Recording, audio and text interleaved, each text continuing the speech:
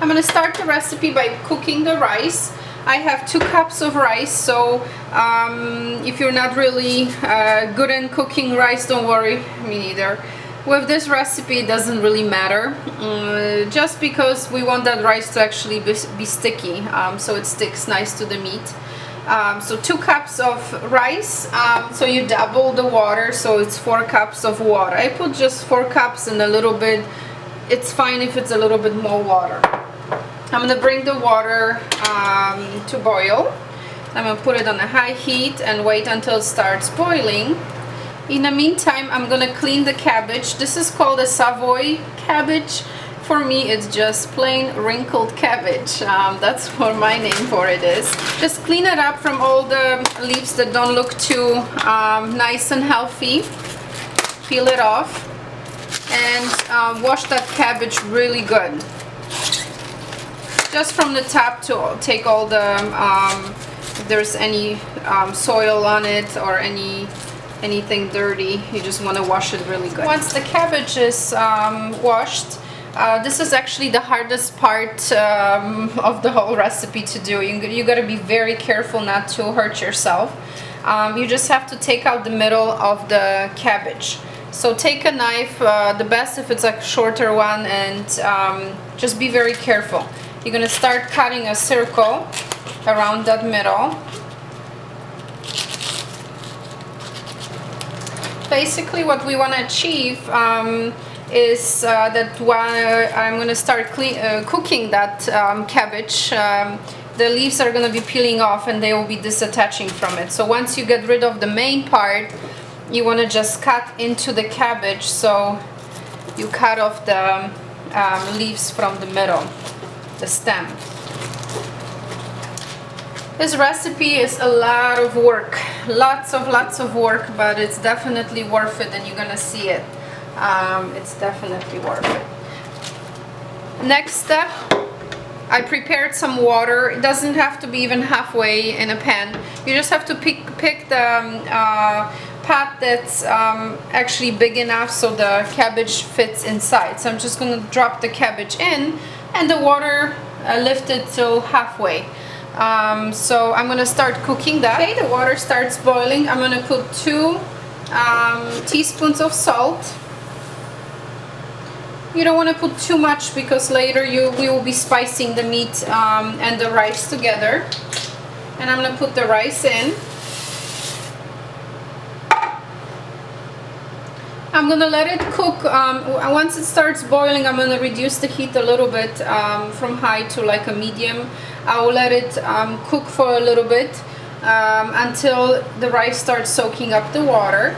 Okay, the rice started cooking a little bit, boiling, so I'm gonna reduce the heat. Not too much, so it still boils, but slightly. Make sure you stir the rice. You gotta be paying attention to it. It starts to soak up the water nicely. Once the water is not too much water left, I'm going to cover it up and put it on the lowest setting and let it cook for around 30 minutes. Just keep checking it and taste the rice. If it's soft, just turn it off, but you gotta be stirring it every few minutes to make sure it doesn't stick to the bottom of the pot. Alright, and my cabbage is the water is starting to boil, so I'm gonna flip the cabbage so the whole leaves are soft, and then once the leaves are getting soft, they're gonna be peeling off nicely from the cabbage. I'll show you that step as well. Okay, and the rice is ready to be covered up, and just reduce the heat to low, and remember to stir it every few minutes, making sure it doesn't stick to the bottom or start burning. Okay, the water in the cabbage starts to boil. I'm just going to flip the cabbage a little bit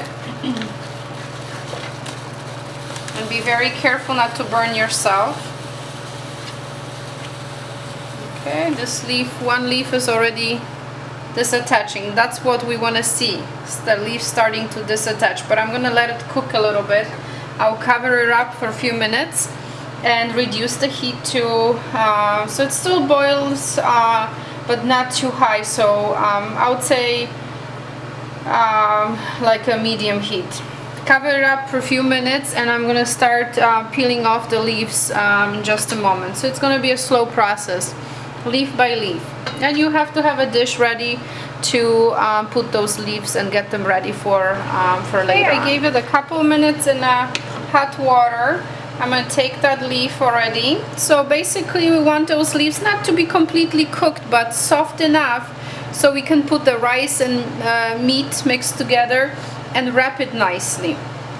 And also what I'm going to be doing here, for you to wrap them much easier, you want to take that stem cut it off a little bit so it's not as thick. So you can do it later once the leaves are cooled down, so you don't burn yourself, but basically that's the whole idea. So I'm going to flip that cabbage one more time. Be very careful with doing that, not to burn yourself, because it's all really hot. Okay.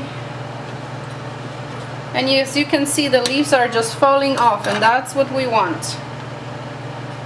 Beautiful. I'm just preparing one cabbage, but I'm going to be using around 2.5 pounds of meat. So just see if I'm going to tell you exactly if it's enough. It depends on which size of a cabbage you're going to get too. So but one should be enough, but I just got one smaller one just in case if I run out. Okay, beautiful.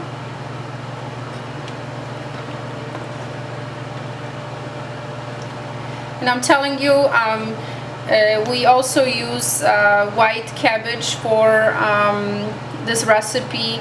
It's so much harder to get the leaves off, and many times I remember my mom was just burning her hands doing that. But you know, I guess this is depends what you like. So know that you can use the white plain non-wrinkled cabbage for that recipe as well, but it's harder to get the leaves ready. Okay, the onions started frying, so you can reduce the heat to around medium and let them get a little bit better color, because now they are very anemic, so you got to give them a good light brown color. And then we're gonna add the meat to it and start frying the meat. So stir it occasionally. You don't have to do it all the time. Better make sure your rice is not burning. So onions are okay. You can stir them occasionally. Rice, you gotta be really paying attention to it. Okay, the rice is ready. I took it off the heat, but I will still leave it covered until I need to use it, so it still gets a little bit more cooking going on, although it's not on the stove anymore. So I'm just gonna move it to the side. This is my progress when it comes to the cabbage, so not much left. Small amount, and the leaves are still falling off, so I'm just gonna continue peeling the leaves. If they get stuck on a stem, they are probably soft enough that you can take out the cabbage and just cut out that stem and separate the leaves. So that process is done, and just keep the leaves on the side ready for wrapping. Okay, my husband bought some white onions, and I guess these like to stay anemic, so they are not really picking up color, to my surprise. But they are fried enough, so I'm just gonna add the meat. I have a pound and a half of ground pork and 1 pound of ground sirloin. So I'm just gonna put it in a frying pan to the onions. Oh, it's heavy. Okay, and you just have to mix it up with onions and just keep frying until the meat is nice and brown. Okay, just make it nice and mix with the onions. I'm just gonna be mixing the meat really good while it's frying. If you have a larger frying pan, feel free to use it. It will be better. I don't have larger one, so I'm just gonna use this one and just mix the meat really good and keep it frying until it's turning brown. I'm just gonna put a little bit, like a pinch of salt on the meat. We're gonna be spicing the meat and rice together later on, but I like the meat to get some spices while it's frying, so it gets integrated into the meat a little bit better. So I'm just gonna put, let's say, 2 pinches of salt. Okay, meat is getting there, but still not ready. I can still see some red uncooked meat in there. So just keep mixing, keep cooking, keep frying it. And towards the end of frying the meat, I'm gonna put half tablespoon of Hungarian paprika. We love to use paprika with everything. Every possible food we make, we use paprika. So if you don't like it, you don't have to use it. I just love the taste of it and the smell it gives to the food. So just keep mixing, keep cooking. If you have too much of the excess water, we're gonna just drain the meat so there is no water. I just actually drained some of that excess water that appeared on the bottom of the frying pan, so the meat can fry a little bit more. So you can do so just tilting it to the sink. Be careful so the whole thing doesn't go to the sink, but just getting that extra water out. The meat is nice and brown. I'm just gonna let it cool down before I start mixing it with the rice. In a glass bowl, I combine the rice and meat, mix it with the spoon. I'm just gonna let it cool down a little bit more. It's cooling down, but it's still not ready to be mixed, and you're gonna hate me again for it, because this is the best to be mixed with your hands. So make sure your nails are nice and clean, and before you do that, add spices to it. Whatever you want to add is fine. Salt, pepper, some more paprika. I'm going to use some vegeta, and this is a spice that you can get in international markets, or you can order it online.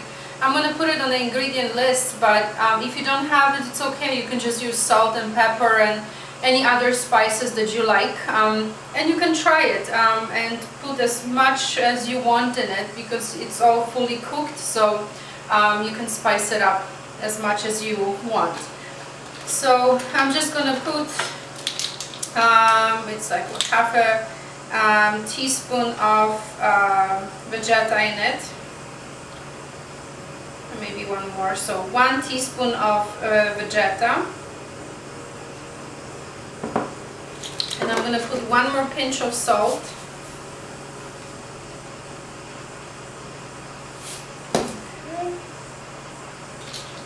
I'm going to mix it together and see and taste if it's good. Okay, I'm going to add 2 pinches of pepper.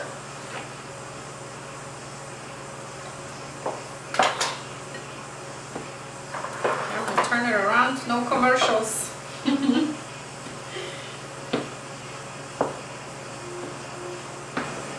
Another thing I want to add to this mix is minced garlic.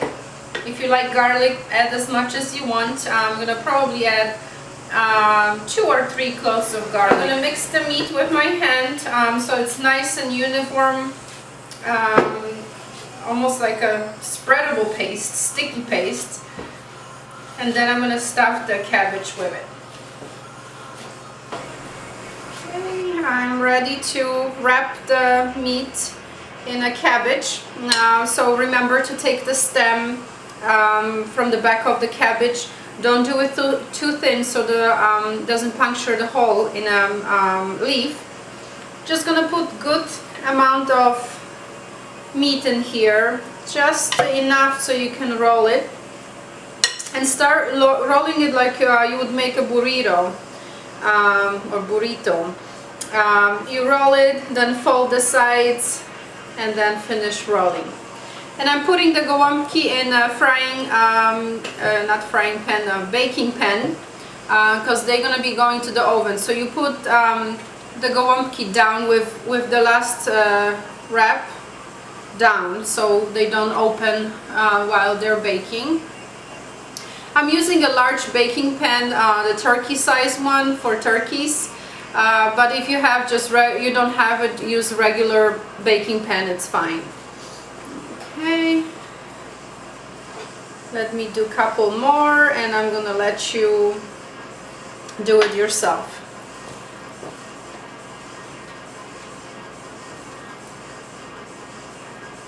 This is a big leaf, so I'm gonna put good amount so they're nice and chubby gołąbki.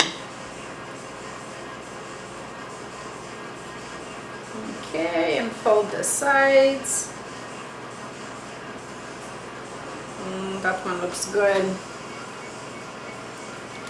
All right,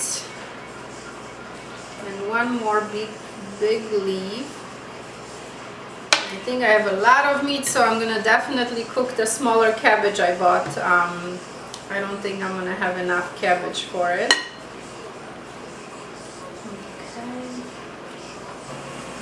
Okay, the gołąbkis are made.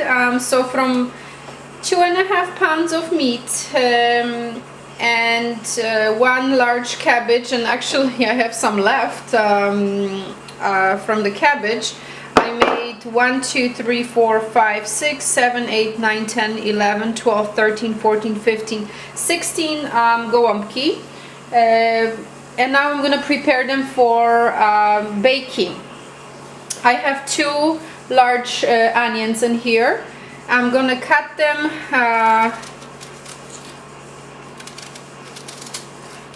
up and put them on every single gołąbek, just like that. So every gołąbek gets its own onion.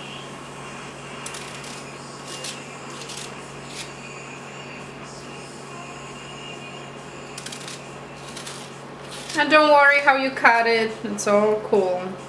You can even split them a little bit. If you don't have enough onions, just split them up. But just to make sure every gołąbek while it's baking gets some of that onion taste. Our good friends are coming in tomorrow for dinner, so they're gonna be really excited to see what I made.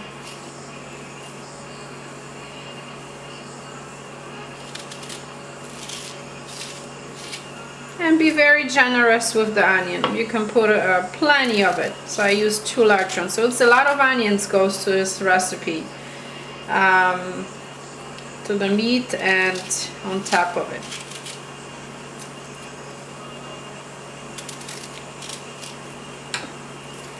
Okay, beautiful. Okay, and again, gypsy pepper. I'm just gonna sprinkle some on top.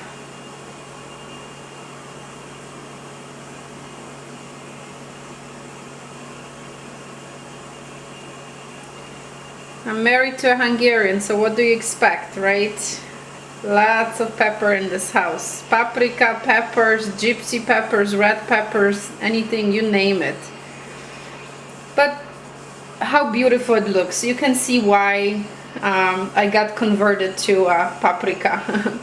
It looks really pretty on a food.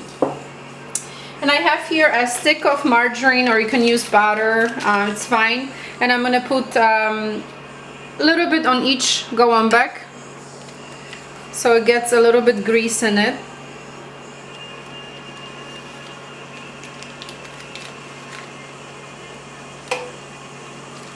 Okay.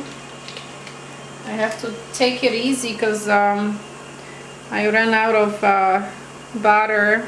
Actually, I have butter, but I just only have this much of margarine, so I'm not gonna be too generous. Okay, I guess I can steal some from my butter from my bread.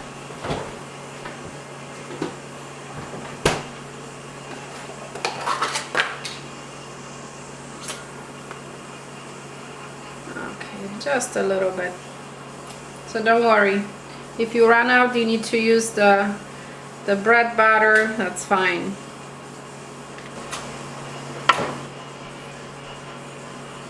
And for baking, I'm gonna put a little bit of water in so it doesn't burn.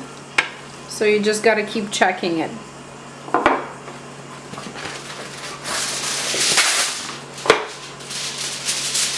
I'm gonna cover it up with the aluminum foil.